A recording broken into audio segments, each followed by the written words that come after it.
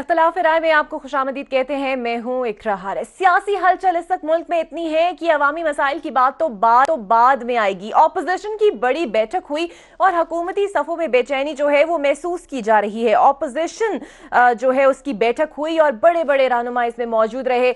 आसिफ अली जरदारी से लेकर शहबाज शरीफ और बिलावल भुट्टो जरदारी से लेकर बीएनपी मेगल की भी रिप्रेजेंटेशन इसमें मौजूद रही। साबिक सदर से जब ये सवाल किया गया कि इत्तेहाद हो सकता है तो उन्होंने कहा हो सकता नहीं, इत्तेहाद हो गया है। बिलावल भुट्टो जरदारी ये कहते हैं कि अब आवाम के मुआशी, इंसानी और जमहूरी हकूक पर किसी भी किस्म का कॉम्प्रोमाइज नहीं होगा। शहबाज शरीफ ये कहते हैं कि अब हुकूमत को किसी भी सूरत में फ्री हैंड नहीं दिया जाएगा और ऑपोजिशन अब कोई मुश्तरका लाएअमल अपनाने जा रही है। इमरान खान साहब पार्लियामेंट तो आते नहीं लेकिन ट्विटर पे काफी एक्टिव नजर आए और उन्होंने कहा कि एक जमहूरी हुकूमत में ऑपोजिशन का यूं वॉकआउट कर जाना एनआरओ लेने के लिए एक साजिश है। उन्होंने कहा कि दबाव डाला जा रहा है कि एनआरओ दिया जाए और एहतसाब से बचने की ये एक कोशिश है। सवाल यहां पर यह उठता है कि हुकूमत को जब इतने चैलेंजेस दरपेश हैं तो फिर क्यों वफाकी हुकूमत सिंध में फॉरवर्ड ब्लॉक बनाने का ऐलान कर चुकी है और सिंध में पीपल्स पार्टी की जानिब से इस पर शदीद रद्द-ए-अमल भी सामने आया। पीपल्स पार्टी के रहनुमाओं का यह कहना है कि मुल्क को एक इदारे की तरह समझकर ना चलाएं, मुल्क को मुल्क समझ कर चलाएं। इन तमाम तर इशूज पर हम बात करेंगे और साथ ही साथ आपको यह भी बताएंगे फिफाद चौधरी ने से वही दावा दोहरा दिया है जो उन्होंने पहले किया था कि उनके पास पाकिस्तान पीपल्स पार्टी के बहुत से रहनुमाओं ने राब्ता किया है और वजीर आला इस्तीफा दे दें। अब अपने मेहमानों का तारुफ भी आपके साथ करा दूं। आज हमें जो शो में ज्वाइन करने जा रहे हैं बैरिस्टर दानियाल चौधरी, पाकिस्तान मुस्लिम लीग नवाज से इनका ताल्लुक है। उस्मान डार पाकिस्तान तहरीक इंसाफ से इनका ताल्लुक है। Special adviser to prime minister youth affairs हैं। पाकिस्तान पीपल्स पार्टी से पलविशा बहराम खान हमारे साथ मौजूद होंगी और अकबर एज़बाबर रहनुमा तहरीक इंसाफ, लेकिन आजकल थोड़े उनसे नाराज नजर आते हैं। तमाम तर गेस्ट हमारे साथ जो शो में मौजूद होंगे उनसे जानने की कोशिश करेंगे कि आखिर मुल्क की सियासत जा किस जानिब रही है, ऑपोजिशन क्या चाहती है और कितना टफ टाइम हुकूमत को देने वाली है।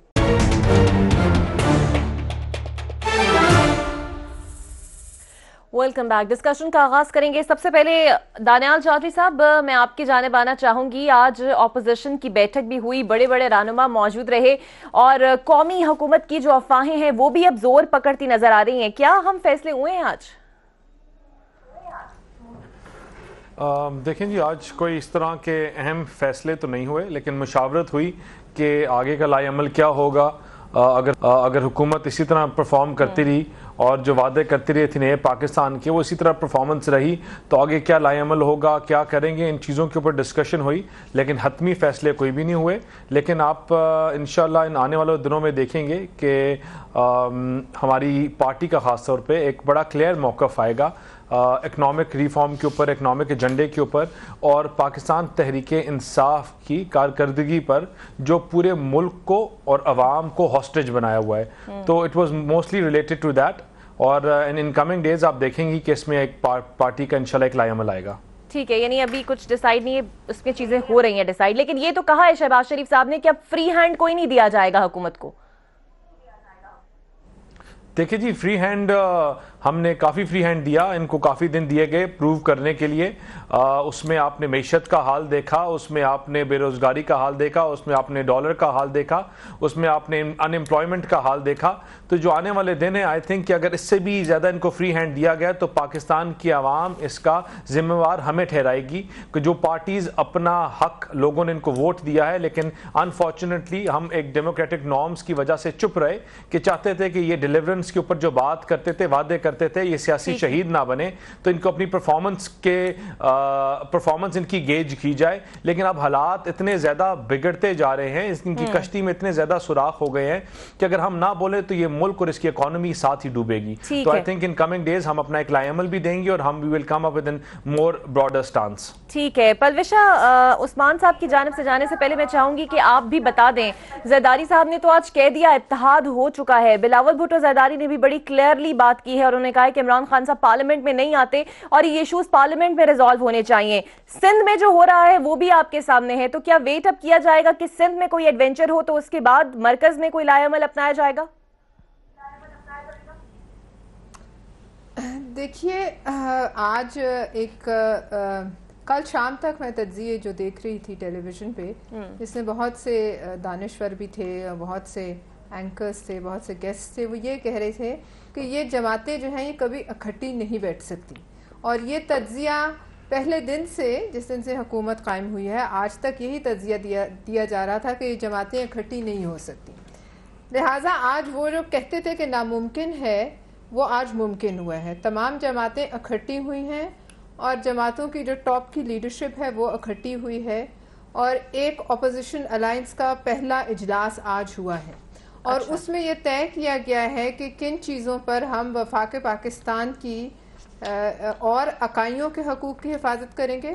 وفاق پاکستان کی کوئی جڑ کھوکھلی کرنے کی کوشش کی جائے تو اس پہ مزاحمت ہوگی, اور آئینی تحفظ, آئین کا تحفظ, اور اس کے علاوہ جو عوامی مسائل ہیں جس میں افراط زر ہے, جس میں معیشت کی زبوں حالی ہے, جس میں عام عوام کا بے روزگار ہونا ہے, جس میں عوام کی گیس بجلی کے مسائل ہیں, ان کے بل ہیں, جس میں ایک ڈوبتی بیٹھتی معیشت اور کوئی بھی امید کی کرن نہ نظر آنا ہے, ان تمام چیزوں کے لیے اپوزیشن اکٹھی ہوئی ہے کہ ایک جوائنٹ, اب یہ ایک بالکل الائنس جو ہے اس سے ایک قدم آگے بھی جائے گا. یعنی آج یہ بھی ڈیسائیڈ ہوا ہے کہ چارٹر آف ڈیموکریسی کو ریوزٹ کیا جائے گا. اچھا, یہ ان دو جماعتوں کے درمیان ہوا تھا, محترمہ بے نظیر بھٹو شہید اور میاں محمد نواز شریف کے درمیان, لیکن آج یہ اس لحاظ سے بڑا تاریخی دن بھی ہے, اور یہ بڑا تاریخی ایک ان کا جو آج اجلاس ہوا ہے وہ اس لحاظ سے بھی تاریخی ہے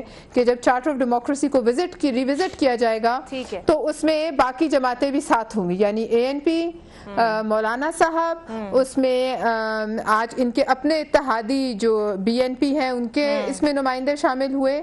انہوں نے کل اپنی کنسلٹیٹیو میٹنگ بلائی ہے جس میں وہ ان سے اتحاد سے الگ ہونے پر مینگل صاحب جو ہیں وہ غور کر رہے ہیں. لہٰذا آج کا بہت ایونٹ فل دن ہے, اور یہ ظاہر ہے کافی پریشانی میں ہے حکومت, لہٰذا اس لیے آپ کو ان کے جو سٹیٹمنٹس ہیں ان میں آپ کو بوکھلاہٹ صاف ظاہر ہوگی. ان کے اپنے اتحادی جب آگے ہمارے ساتھ بیٹھے ہیں تو ظاہر ان کا پریشان ہونا بنتا ہے. عثمان ڈار سے بھی جانے. عثمان صاحب, پرویشہ کہہ رہی ہیں تاریخی اجلاس ہوا ہے, یہ کئی تاریخی اجلاس تاریخی مشکلات نہ کھڑی کر دے مرکز میں؟ اقرا, پلو شاہ جیسے کہہ رہی تھی, دانشوروں کے لیے تو شاید یہ ان کو لگ رہا ہو کہ یہ اکٹھے نہیں بیٹھ سکتے, لیکن ہماری جماعت اور بالخصوص پرائم منسٹر عمران خان صاحب تو کافی سالوں سے کہتے آ رہے ہیں کہ ان کا مکمکا ہے, اور بیہائنڈ دا سین یہ دونوں کا آپس میں گٹھ جوڑا ہے, جس کا آج واضح اعتراف کیا ہے آصف علی زرداری صاحب نے جی کہ ہاں ہمارا مکمکا ہو چکا ہے اور حکومت کے معاملات میں ہم اکٹھے ہیں. اور جہاں تک بات ہے, دیکھیں جہاں جی BNP مینگل, وہ تو آپ کے اتحادی تھے, آپ سے ناراض ہو کر وہاں کیوں بیٹھ گئے جا کر؟ دیکھیں اتحادی جب آپ کولیشن گورنمنٹ میں ہوں تو کچھ ریزرویشنز کہہ لیں, تحفظات کہہ لیں, کچھ معاملات پہ ہو جاتے ہیں, اور جو بھی اختر مینگل صاحب کے تحفظات ہیں وہ انشاءاللہ تعالیٰ دور کر دیے جائیں گے. آج اگر وہ ان کے پاس جا کے بیٹھے ہیں, کل وہ ہمارے ساتھ بیٹھے ہوں گے, تو میں نہیں سمجھتا یہ کوئی اتنی ہمارے لیے کوئی فکر والی بات ہے کہ وہ وہاں چلے گئے ہیں. البتہ یہ ضرور ہوا ہے کہ یہ جو کافی عرصے سے ایک ان نیچرل ہم بات کرتے آ رہے تھے اور سنتے آ رہے تھے جی الائنس ہوگا, اب واضح انہوں نے کہہ دیا جی ہم نے اکٹھے چلنا ہے اور ہم نے حکومت گرانی ہے. دیکھیں جب آپ NRO کی بات کر رہی تھیں, یا NRO ہو رہا ہے, یہ NRO بھی بنیادی طور پہ جب پارلیمنٹ کی پروسیڈنگز کو نہیں چلنے دیں گے تو یہ ایک واضح پیغام ہے اپوزیشن کی طرف سے کہ ہمیں NRO چاہیے, ہمارے کرپشن کیسز بند کیے جائیں, احتساب کا عمل سلو ڈاؤن کیا جائے, ورنہ ہم پارلیمنٹ نہیں چلنے دیں گے. تو جی آپ کی گورنمنٹ اس پوزیشن میں ہے کہ NRO دے سکے؟ آج تو زرداری صاحب بھی یہ کہتے ہیں کہ آپ کی حکومت NRO دینے کی پوزیشن میں نہیں ہے, اور وزیر اعظم پارلیمنٹ میں آئے تب اس پر بات کریں گے, وزیر اعظم تو آتے نہیں ہیں. دیکھیں جہاں تک وزیر اعظم کا پارلیمنٹ میں آنے کا ہے, جب امپورٹنٹ ایشوز پہ وہ آئے ہیں, آئندہ بھی آئیں گے. یہ البتہ آپ ضرور اپوزیشن والوں سے پوچھیں کہ ایک طرف تو وہ کہتے ہیں جی کہ یہ سلیکٹڈ وزیر اعظم ہیں, تو میں پھر ان کے معصومانہ جو سوالات ہیں جی پرائم منسٹر آتے نہیں ہیں, نظر نہیں آتے ہیں, تو مجھے تو پھر ان کی باتوں پہ حیرانگی بھی ہے. ترس بھی آتا ہے کہ ایک کم از کم بیانیہ رکھیں کہ جی ایک طرف کہنا جی کہ وزیر اعظم سلیکٹڈ ہے، دوسری طرف کہتے ہیں جی وزیر اعظم الیکٹڈ ہے اور وہ پارلیمنٹ میں نظر نہیں آتے ہیں. تو این آر او، جیسے میں آپ کو پہلے بھی کہہ رہا ہوں کہ این آر او ضروری نہیں کہ یہ آپ سے کہہ کے مانگا جائے. این آر او ایک بائی ایکشن کہہ لیں، جس طرح یہ پارلیمنٹ کے اندر پروسیڈنگز کو نہیں چلنے دے رہے اور یہ ایک میسج بار بار دیا جا رہا ہے کہ وہ تمام چیزیں کرپشن کے حوالے سے، احتساب کے حوالے سے وہ روک دی جائیں ورنہ ہم پارلیمنٹ کو نہیں چلنے دیں گے. اور یہ تو بات پرائم منسٹر بھی کر چکے ہیں، آن ریکارڈ ہے. اور ان کی جماعت، اگر یہ کہنا دونوں جماعتوں نے کبھی ماضی میں این آر او نہیں لیا تو تاریخ گواہ ہے کہ پیپلز پارٹی والوں نے ملک کے اندر آنے کے لیے ایک ڈکٹیٹر کے ساتھ این آر او کیا، اور پی ایم ایل والوں نے پاکستان سے باہر جانے کے لیے ایک ڈکٹیٹر کے ساتھ این آر او کیا. اور ایک رات پہلے تک پی ایم ایل والے تب بھی یہی کہتے تھے کہ ہمارا مشرف صاحب کے ساتھ کوئی این آر او نہیں ہو رہا، اور پھر قوم نے دیکھا کہ اپنے باورچیوں کے ساتھ تمام بوریاں بستر لے کے یہ رات کے اندھیرے میں ملک چھوڑ کے بھاگ گئے. ٹھیک ہے عثمان صاحب، قطع کلامی کی معذرت چاہتی ہوں، مجھے یہ بتا دیجئے. ٹھیک ہے عثمان صاحب، قطع کلامی کی معذرت چاہتی ہوں، میں اس بات کی نفی کرتا ہوں. ٹھیک ہے، مجھے یہ بتا دیجئے کہ عمران خان صاحب خود جب اپوزیشن میں ہوتے تھے تو وہ تنقید کا نشانہ بناتے تھے کہ نواز شریف صاحب نہیں آتے پارلیمنٹ میں تو میں کیا کرنے جاؤں، وہ تب بھی کم آتے تھے. اب جبکہ وہ خود وزیر اعظم ہے تو کیا وہ پیپلز پارٹی کی اس بات کو گلے لگا کر بیٹھ گئے ہیں کہ انہیں الیکٹڈ کہا گیا ہے، سلیکٹڈ کہا گیا ہے، اس وجہ سے وہ پارلیمنٹ میں نہیں آئیں گے؟ نہیں، یہ وجہ نہیں ہے. میں تو آپ کو اپوزیشن کا جو بیانیہ ہے کہ وہ کویسچن کر رہے ہیں جی وہ آ نہیں رہے. پرائم منسٹر اگر پارلیمنٹ میں نہیں آ رہے، پارلیمنٹ کی پروسیڈنگز چل رہی ہیں، وہ دوسرے اہم ایشوز کے اوپر معاملات کو دیکھ رہے ہیں. معیشت جو ہے آپ کے سامنے ہی ہے کہ کتنی ایک بیمار حالت میں جو معیشت ہمیں ملی ہے، اس کو ٹھیک کرنے کے لیے انہیں ملک سے باہر بھی جانا پڑ رہا ہے، اور بہت سارے اداروں کے جو ڈیسیژنز میکنگ ہے تو وہ یہ نہیں ہے ایسا کہ وہ کام نہیں. ٹھیک ہے عثمان ڈار صاحب ہمارے ساتھ ہی موجود رہے گا. بریک کے بعد ہم جائیں گے، ہمارے ساتھ تحریک انصاف کے ایک ناراض رہنما بھی موجود ہیں، ان سے بھی جانیں گے کہ کیوں وہ ناراض ہیں تحریک انصاف سے، اور پھر بات کریں گے مزید ایک بریک کے بعد. اب کچھ ذکر کر لیتے ہیں. اکبر ایس بابر صاحب ہمارے ساتھ موجود ہیں، پاکستان تحریک انصاف سے ان کا تعلق رہا ہے. یہ کہتے ہیں کہ صرف 18 ہی نہیں اور بہت سارے تحریک انصاف کے بے نامی اکاؤنٹس ہیں، اور عمران خان صاحب خود ان کی فنڈ ریزنگ میں بھی حصہ لیتے رہے ہیں، اور کہا کہ بہت سارے گھپلے بھی پائے جاتے ہیں. سب سے پہلے اکبر صاحب بتا دیجئے کتنا آپ نے پنڈورا باکس کھول دیا ہے، کیا کیا گھپلے ہوئے ہیں، اور آپ نے تو کافی کچھ کہا ہے کہ جائیدادیں بھی بنائی گئی ہیں پارٹی فنڈ سے. بسم اللہ الرحمن الرحیم. جی یقیناً یہ 4-5 سال سے یہ کیس چل رہا ہے، 4 سال سے زیادہ ہو گئے، اور یہ بھی بہت مجبور ہو کے میں نے نومبر 2014 میں یہ کیس کیا تھا، کیونکہ میرے اور عمران خان صاحب کے جو اختلافات تھے اس کی بنیاد ہی یہی تھی کہ پارٹی کے اندر جو کرپشن ہے، جو بہت بڑے پیمانے پہ اور بڑی ایک خوفناک شکل اختیار کر چکی تھی 2011 میں. تو میں نے کہا سب سے پہلے آپ اس کا ادراک کریں. سب سے پہلے آپ، اگر ہم معاشرے میں کرپشن کو ختم کرنے نکلے ہیں تو سب سے پہلے ہم اپنے گھر سے شروع کرتے ہیں، ہم اپنے سے شروع کرتے ہیں. جیسا کہ یہ لوگ جی خان صاحب سے پھر کیا جواب ملا جب آپ نے یہ گزارشات ان کے آگے رکھی؟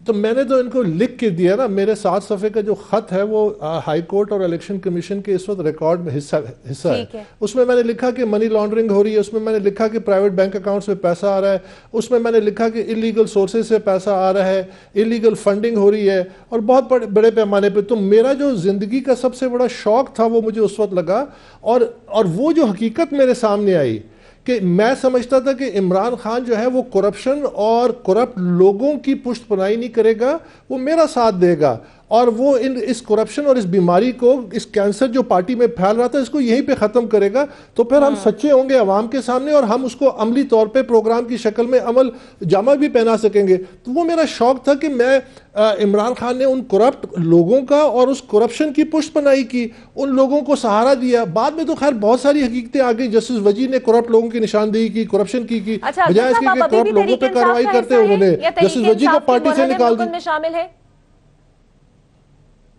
جی ابھی بھی آپ تحریک انصاف کا حصہ ہیں؟ جی یقیناً یہ ایک بہت زبردست ایک جنگ ہم نے لڑی ہے، اور اب تو ہم بہت قریب ہیں اپنی منزل کے. ہماری جنگ کیا تھی کہ پاکستان میں جو سیاست ہے اس کی بنیاد سیاسی جماعتیں ہوتی ہیں. سیاسی جماعتوں کو آپ نے ایک ادارہ بنانا ہوتا ہے اور اس کو ہم نے پاک کرنا ہوتا ہے, اس کو قانون اور قاعدے کے نیچے لانا ہوتا ہے, تبھی وہ جا کے عوام میں جا کے ڈیلیور کر سکتے ہیں. تو جو 24 جولائی کو ہائی کورٹ نے میرے حق میں یہ فیصلہ دیا ہے کہ پاکستان تحریک اکبر بابر آج بھی پاکستان تحریک انصاف کا ممبر ہے. عثمان ڈار صاحب موجود ہے. عثمان ڈار صاحب, یہ بیچ چراہے بھانڈا پھوڑا ہے اکبر ایس صاحب نے. کہتے ہیں کہ پیسوں کی بندرباٹ کی گئی جس پہ عمران خان, اسد کیسر, عمر شاہ فرمان, عمر چیمہ, عارف الوی سب نے پارٹی فنڈ سے پلاٹ خریدے ہیں. دیکھیں, اکبر ایس بابر صاحب خود رنگے ہاتھوں پکڑے گئے تھے فنڈز میں خرد بورد کرتے ہوئے, پارٹی کے نام پہ جو آ کے فنڈ کلیکٹ کرتے تھے, اور وہ جو یہ کارنامے خود انجام دے رہے تھے آج وہ وزیر اعظم پہ اور پارٹی کے اوپر تھوپنا چاہ رہے ہیں. میں نے تو انہیں پچھلے 10 سال سے پارٹی میں دیکھا ہی نہیں ہے. اور دوسرا, میں انہیں چیلنج کرتا ہوں کہ یہ اپنے محلے کے اندر ایک کاؤنسلر کے الیکشن پہ کھڑے ہو جائیں اور ہم ایک پی ٹی آئی کا وہاں ورکر صرف کھڑا کر دیں گے, ان کو پتا چل جائے گا کہ ان کی کیا سیاسی حیثیت ہے. اور آج یہ بیٹھ کے پرائم منسٹر کے اوپر الزامات لگا رہے ہیں. اقرا, ایک تو مجھے آپ سے اختلاف یہ ہے کہ ان کا پاکستان تحریک انصاف سے لینا دینا کوئی نہیں. تو میں دیکھ رہا ہوں ان کے نام کے نیچے لکھا ہوا آ رہا ہے کہ یہ پاکستان تحریک انصاف کے رہنما ہیں. میں تو اس دن جماعت چھوڑ دوں گا جس دن اکبر ایس بابر جیسے لوگ اس جماعت کے اندر رہنما کے طور پہ نظر آئیں گے, جو 2 نمبر لوگ ہیں جنہوں نے خود لوٹ مار کی ہے اور اب پارٹی کو گندا کرنے کے لیے, پارٹی چیئرمین کو گندا کرنے کے لیے اپوزیشن والوں کا اعلیٰ کار بنے ہوئے ہیں, فرنٹ مین بنے ہوئے ہیں. پچھلی گورنمنٹ میں بھی ان کے ٹاک شوز اٹھا کے دیکھ لیں, جیسے جیسے اس وقت گورنمنٹ بھی عمران خان کو بلیک میل کرنے کی کوشش کرتی تھی تو اکبر ایس بابر صاحب کی بھی کہانیاں اور سٹوریاں اور یہ آ جاتے تھے ٹاک شوز میں. آج بھی اسی طرح اپوزیشن متحد ہو چکی ہے اور یہ بھی اپوزیشن. مجھے پورا موقع دیجیے کہ میں ان کا جواب دوں, کیونکہ یہ ان کی بوکھلاہٹ کا ایک نتیجہ ہے کہ یہ ایک بوکھلاہٹ کے عالم میں ہے. ہر روز عوام کے سامنے ان کی حقیقت آ رہی ہے کہ یہ ایک پورا ٹولہ ہے بنارسی ٹھگوں کا جنہوں نے عوام کی آنکھوں میں جھول دھوکنے کی کوشش کی ہے. تو مجھے پورا موقع دے کہ یہ جب تمام ادارے نون لیگ کے آپ دیکھیں انہوں نے بڑے بھونڈے قسم کے الزامات لگائے, مجھے موقع ضرور دے کہ میں جواب دوں. میں نے ان کی ذات پہ کچھ نہیں کہا تھا. میں تو پچھلے 4-5 سالوں سے الیکشن کمیشن میں اور ہائی کورٹ نے میرے حق میں تمام فیصلے دیے. چیزوں کے لیے احتساب ہونا چاہیے. تو اگر یہ انہیں ایشو تھا 2014 سے, وہ کہہ رہے ہیں کہ میں نے خط لکھا ہوا تھا, تو اس پر کوئی ایکشن لینا چاہیے تھا عمران خان صاحب کو خود سے. الیکشن کمیشن میں کیس ہے. اچھا ٹھیک ہے جی دانیال. پنجابی میں ایک کہاوت ہے, اس کو اردو میں کہوں گا کہ پی ٹی آئی میں یہ حال ہے کہ جس کو ذبح کرو وہ لال ہے. ٹھیک ہے نا, آپ ان کے جس بندے کو اٹھائیں گے وہ علیم خان ہے یا وہ کوئی اور ہے یا جہانگیر ترین ہے یا عمران خان خود ہے, یہ سارے اندر سے لال ہی ہیں. اور جس کو اٹھائیں گے آپ کو ماشاءاللہ ایک کیس بھی ملے گا, لیکن نہیں, کیونکہ درس یہ دیتے ہیں, کیونکہ یہ بتاتے ہیں کہ زرداری اور نواز شریف بھائی ہیں, یہ بتاتے ہیں کہ سب پہلے میچ فکس ہوا تھا and they get away with it. کبھی جب آپ این آر او کو چیختے ہیں تو آج علیمہ خان صاحبہ سے پوچھیں نا اکبر ایس بابر کے صاحب کے کیس کو کاگنیسنس کہاں سے ملتی ہے, جو ان کے اپنے فلیٹس نکل رہے ہیں, جو ان کی بے نامی عمران خان کی پراپرٹیاں نکل رہی ہیں علیمہ خان کے نام پہ جو انہوں نے چھپائی ہوئی تھی, اور جب نکلتی ہیں ان کو این آر او دیتے ہیں, ان کو کبھی بولتے ہیں کہ سیاست سے کوئی تعلق نہیں ہے, کبھی بولتے ہیں کہ سیاست میں تھی نہیں. انہوں نے اسی طرح ہی ان کو پسے پردہ رکھا ہوا تھا, اور اب جب یہ سامنے آئی ہیں تو یہ کہتے ہیں کہ ہم نے سب ڈسکلوز کیا ہوا تھا, کبھی کہتے ہیں غلطی ہو گئی تھی, کبھی کہتے ہیں کہ ہم نے اس سے زیادہ مانیٹری فائنز دے دیے جتنی پراپرٹی ہے, لیکن یہ نہیں کہتے کہ یہاں ہم نے چوری کی تھی, ہم نے غلط کیا تھا. جہاں بات کبھی جب ان کے اوپر انگلی اٹھاؤ تو یہ جواب یہ نہیں دیتے کہ ہمارا دامن صاف ہے, ہم نے یہ غلطی نہیں کی. یہ کہتے ہیں کہ نہیں, اگلے کا دامن گندا ہے, اگلا گندا ہے, اگلے کا کردار بھی گندا ہے. ابھی آپ نے جب ان کے اوپر انگلی اٹھائی تو انہوں نے بولا نواز شریف اور ان کا کیا نام ہے پہلے گٹھ جوڑ ہوا تھا, لیکن یہ بھول جاتے ہیں آج ان کے ساتھ قاتل لیگ جس کو کہتے تھے وہ ساتھ بیٹھے ہوئے ہیں. یہ بھول جاتے ہیں ایم کیو ایم جس کو کہتے تھے قاتل ہے کہ کراچی میں آج ان کے ساتھ بیٹھی ہوئی ہے. اور جب ہماری ذاتیات کی پارٹی کی بات کریں تو ہمارا موقف پیپلز پارٹی سے بڑا فرق ہے اور ہمیشہ رہے گا. اگر ایک ہوتا, اگر ہم اپنی پرسنل گین کے اوپر بات کرتے تو ہم پریزیڈنشل الیکشن میں ساتھ بیٹھتے, ہم سینٹ کے الیکشن میں ساتھ بیٹھتے, ہم نے وہاں مخالفت کی, ہیڈ آن ایک دوسرے کے خلاف رہے, کیونکہ پارٹی کا موقف الگ ہے. لیکن جو آج یہ بابر صاحب بات کر رہے ہیں کہ انہوں نے حالات وہ بنا دیے ہیں کہ جو ان کی طرف نظر بھی اٹھائے تو اس کو یہ گندا کہتے ہیں, اس کو یہ چور کہتے ہیں. معاشرے میں سوسائٹی سوسائٹی میں ٹالرنس ختم کر دی انہوں نے. ان کے دھرنے کی وجہ سے ٹھیک ہے دانا, میں چاہوں گی پلوشا بھی اس پہ رسپونڈ کر لیں کہ اس سے پہلے ہم بریک پہ جائیں. پلوشا, ٹالرنس کی بات ہو رہی ہے, یہاں پر بھی یہی الزامات آ رہے ہیں کہ پیسہ جو ہے اس کی خود بُت کی گئی. اکبر ایس بابر صاحب, میں پلوشا کا ریمارک لے لوں پھر آتی ہوں آپ کی جانب, آتی ہوں میں آپ کی جانب, آپ کے الزامات آپ ضرور دفاع کیجئے گا. پلوشا بتا دیں, قومی اسمبلی میں بھی آج ٹالرنس کی بات ہوتی رہی ہے. پلوشا, یہاں پر تو تحریک انصاف مطالبہ کر رہی ہے کہ مراد علی شاہ استعفیٰ دے دے ورنہ ہم تبدیلی لے آئیں گے, اور یہ جو اکبر ایس بابر صاحب کہہ رہے ہیں وہ بھی آپ کے سامنے ہے. دیکھیے, اکبر ایس بابر صاحب نے بہت ہمت کے ساتھ یہ کیس لڑا ہے, اور اس وقت ان کے ساتھ اتنے کوئی آوازیں شامل نہیں تھیں جس وقت یہ اکیلے اس بات کی نشاندہی کر رہے تھے اور کھڑے تھے, اور آج تک جہاں یہ کیس پہنچا ہے اس میں ان کی 100% ان کی ایک اچیومنٹ ہے, یہ بالکل میں مانتی ہوں. اور اس کے بعد کڑی سے کڑی وہ جڑی کہ جب مختلف بینکوں نے الیکشن کمیشن میں ان اکاؤنٹس کی نشاندہی کی جو کہ ان کے ٹاپ آفیشلز, جنہیں خود وزیر اعظم صاحب کا نام لیا جاتا ہے اور گورنر سندھ کا نام لیا جاتا ہے, اور ان کے جو ٹاپ آفس بیئرز تھے وہ ان کو چلاتے رہے. لہٰذا اس معاملے کو اب آپ کرپشن کے نعرے اور مکہ یہ چند باتیں جو ہیں یہ اب پی ٹی آئی کو اپنی لغت سے نکال دینی ہوں گی, یعنی کانفلکٹ آف انٹرسٹ, کرپشن, چور, یہ تمام باتیں, منی لانڈرنگ, یہ باتیں, باہر کی جائیدادیں جو آپ بارہا کنٹینرز پہ, کنٹینر سے نیچے آج تک اسمبلی میں آپ کرتے ہیں, یہ اب آپ کو کہتا ہے ہوئے پلوشا, یہ جو باتیں فارورڈ بلاک کی ہو رہی ہیں, کے ساتھ یہ جو فارورڈ بلاک کی باتیں ہو رہی ہیں, لہٰذا یہ تمام,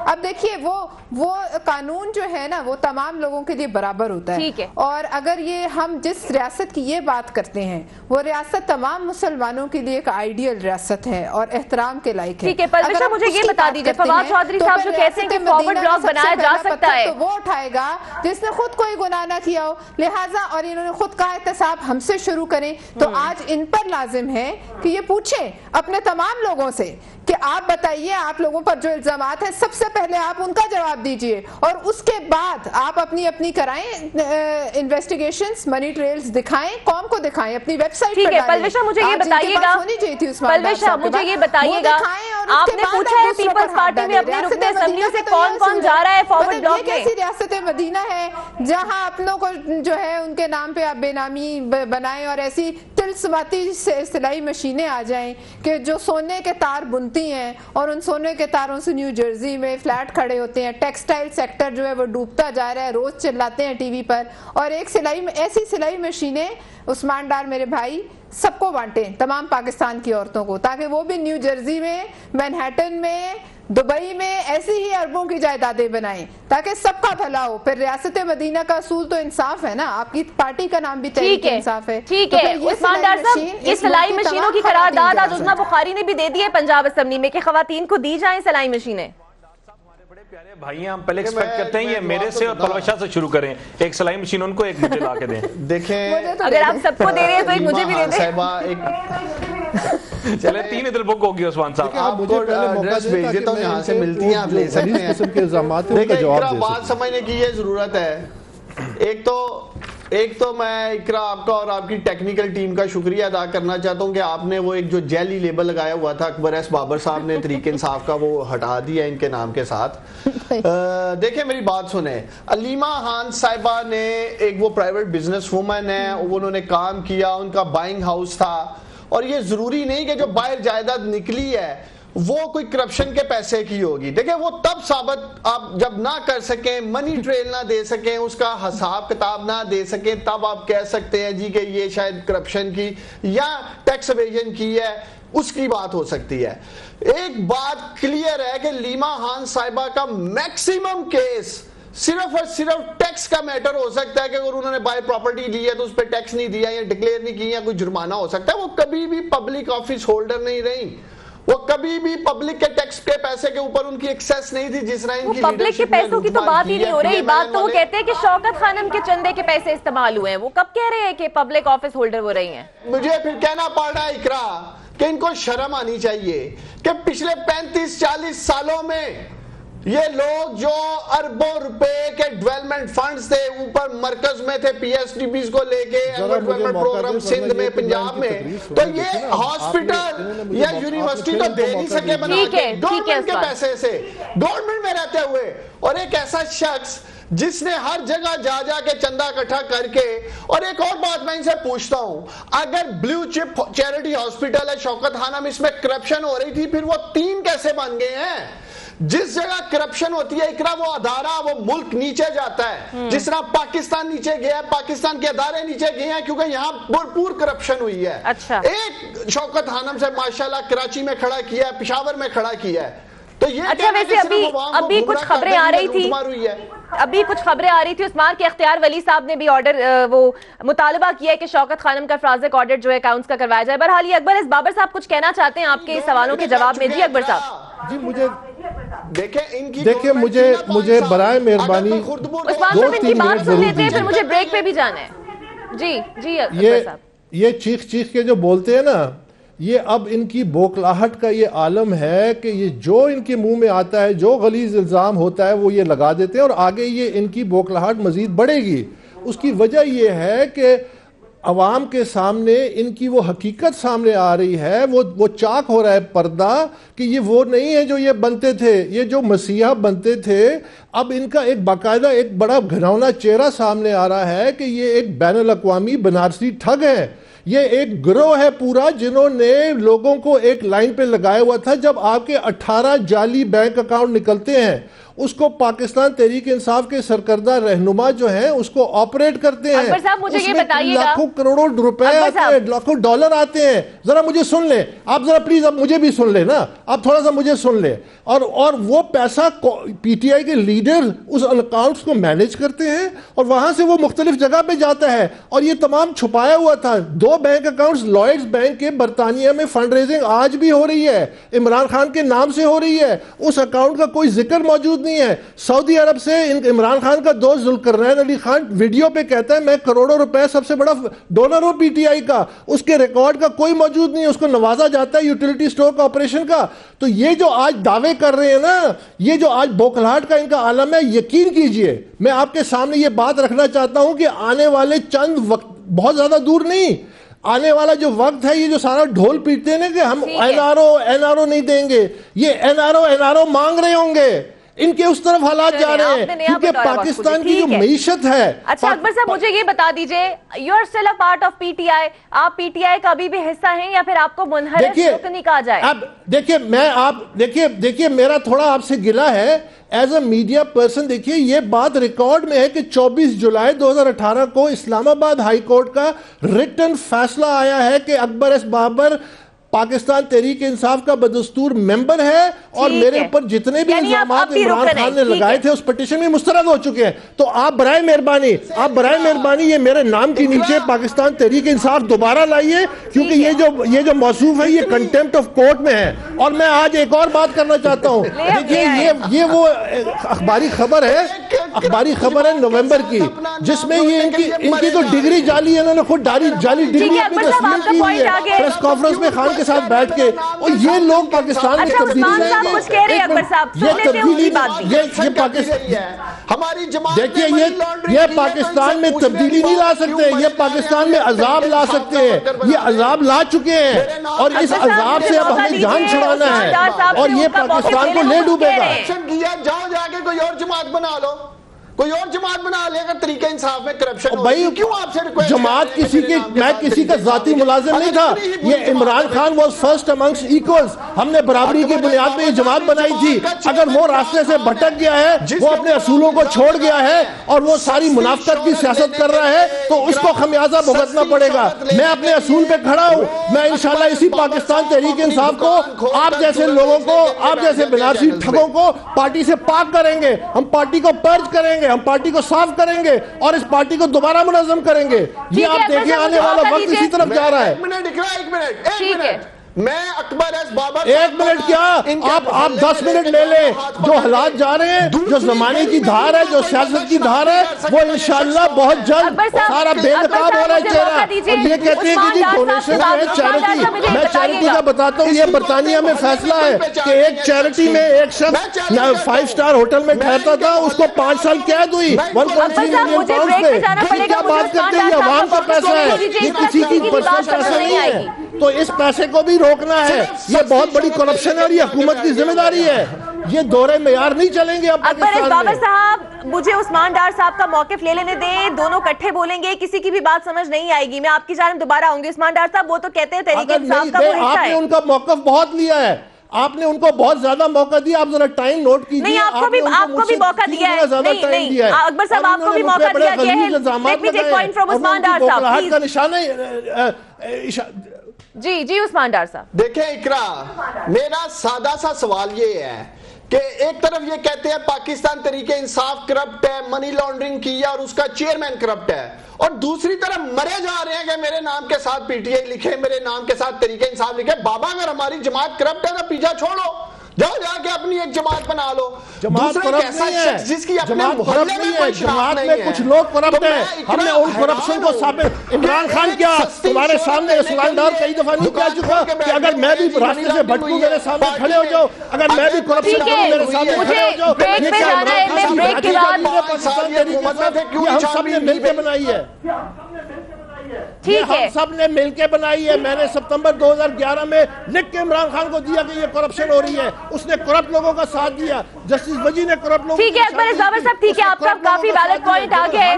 مجھے اپنے دوسرے مہمانوں کے بھی پوائنٹ لینے سے پہلے لوگوں کا ساتھ دیا تو میں اس کے سامنے کیوں نہ, میری وفاداری پاکستان سے ہے, میں پاکستان کا وفادار ہوں. مجھے اس مٹی. ٹھیک ہے اکبر صاحب, ٹھیک ہے اکبر صاحب, مجھے دانیال سے ان کا موقف لینا ہے. دانیال صاحب, یہ حالات ہے, گناہگار ہے تو وہ بھگتے گا. دانیال عزیز کہہ رہا ہوں, دانیال سے یہ پوچھیں کہ 5 سال یہ گورنمنٹ میں تھے, ایف آئی اے ان کے نیچے تھی, نیب بھی اس وقت تھی, تو کیوں نہیں پھر ان لوگوں نے ہاتھ ڈالا اگر ہم نے واقعی منی لانڈرنگ. ٹھیک ہے دانیال بتائیے گا, دانیال مجھے بتائیے گا. این آر او کا شور ہے. الیکشن کمیشن نے کمیٹی بنائی ہے, کمیٹی میں اکبر ایس بابر صاحب مجھے موقع دے دیجیے, آپ نے کافی وقت لے لیا ہے, مجھے موقع دے دیجیے, میں اپنے باقی مہمانوں سے بھی گفتگو کر سکتا ہوں. کہ آپ کے 8 بینک اکاؤنٹ جو ہے ڈکلیئرڈ ہے, 18 جو ہے وہ. اکبر صاحب مجھے موقع دے دیجیے, میں اپنے باقی مہمانوں سے بھی بات کر سکوں. آپ کافی ٹائم لے چکے ہیں. دانیال اپنا ٹائم بابر صاحب کو دے رہے ہیں, ہم چپ رہیں گے, ان کو بولنے دیں. آپ یہ جو عثمان جو باتیں کر رہے ہیں میرے سامنے آ کے 1 to 1 مقابلہ کریں. نہیں پرویز صاحب اپنا ٹائم بولے جانے دیجیے, لیکن میں چاہتی ہوں دانیال صاحب اپنا موقف آپ رکھ دیجیے. سیاسی جماعتیں جو ہیں کیوں چھوڑ دیتے ہیں بھائی میرے, الف بے سیاست کی نہیں پتا, الف بے جمہوریت کی نہیں پتا. برطانیہ میں جا کے دیکھو یہ ٹریسا مے جو ہے آپ بات کرنے دیں, اس کی بات سنیں. نہیں نکالا, ڈیوڈ کیمرون ہار گیا, اس کو پرویز صاحب ان کی کافی بات سن لی ہے. اکبر صاحب, آج بھی جو عمران اکبر ایس بابر صاحب اس طرح نہیں ہوتا, آپ مجھے موقع دیجیے. اکبر ایس بابر صاحب مجھے موقع دیجیے, آپ کا کافی پوائنٹ آ چکا ہے. پاکستان کو لے ڈوبیں گے, ہم نے پاکستان کو بچانا ہے.